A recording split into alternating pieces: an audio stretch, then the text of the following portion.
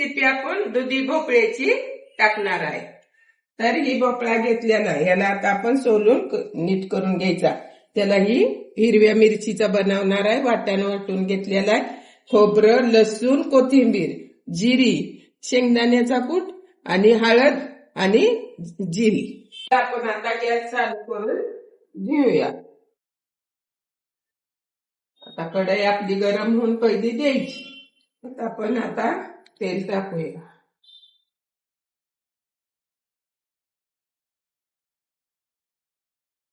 त्यात आता आपल्याला जिरी टाकून घेऊया थोडीशी. आपण लसूण टाकून द्यायचंय.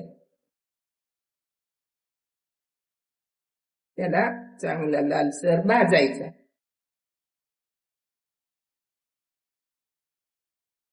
आपण थोडीशी हळद पहिली टाकून घ्यायची त्यातच. त्यात धुतलेला आपला भोपळा टाकून पहिला घ्यायचा.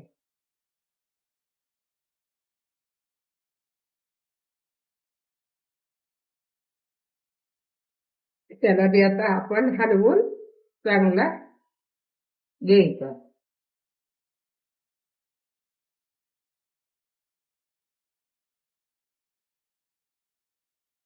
आता 2 मिनिटं आपण आधी झाकून ठेवूया याला.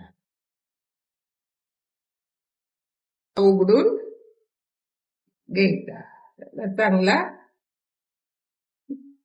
ह्यात परतून घ्यायचं. त्याला आता आपण टाकू चवीनुसार मीठ.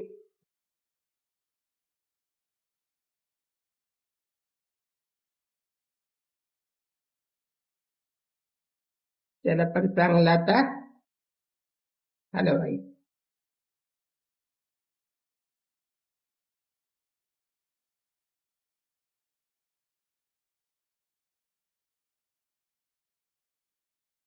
त्याला पण थोडस झाकवायचं 2 मिनिटं मिठात चांगलं हे होते. तर आता आपण झाकलेलं आहे. पण याला उघडून घेऊया. त्याला आमचं पाणी बी सुकतं आणि छान पण होत. आता याला आपण वाटण केलेलं आहे ना खोबरं ही पहिलं टाकायचं यात.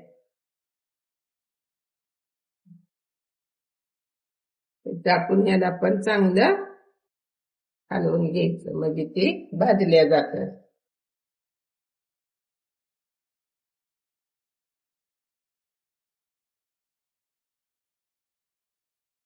हे आपण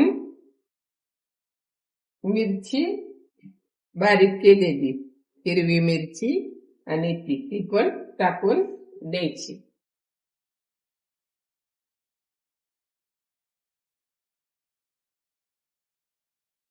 त्यात पाणी.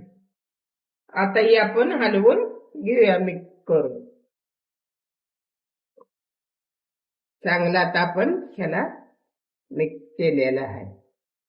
2 मिनिटं आपण याला आता झाकून ठेवूया.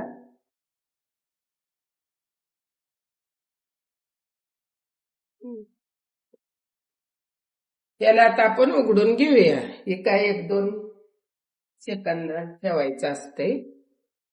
मग ह्याला आता आपण हलवून शेंगदाण्याचा कूट जरा टाकून घ्यायचा. ह्यात आपण डाळ पण टाकू शकतो हरभऱ्याची. थोडासा आपण कूट शेंगदाण्याचा टाकून घेतलेला आहे. ह्याला आता आपण थोडस पाणी टाकायचं थोडं.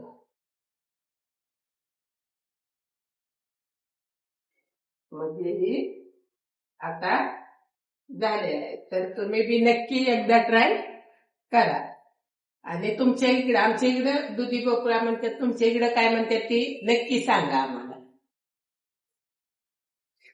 कोण ठेवूया ह्याला आता 5 मिनिटं म्हणजे मग झालं.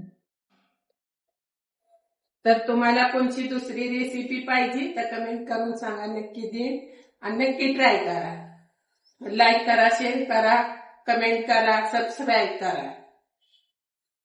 तर आता आपली भाजी उघडून घेऊया. झालेली आहे, एकदम छान झालेली. तर आता झालेली आहे, हिला आता आपण काढून घेऊया. एकदम छान झालेली, तिला काढून घेऊया. तर आता आपण काढून घेतलेले आहे. तुम्ही बी नक्की करून बघा, एकदम छान होती, खायला पण छान लागती. आणि तुम्ही बनवून एकदा नक्की ट्राय करून बघा आणि कमेंट करा, शेअर करा, लाईक करा, सबस्क्राईब करा.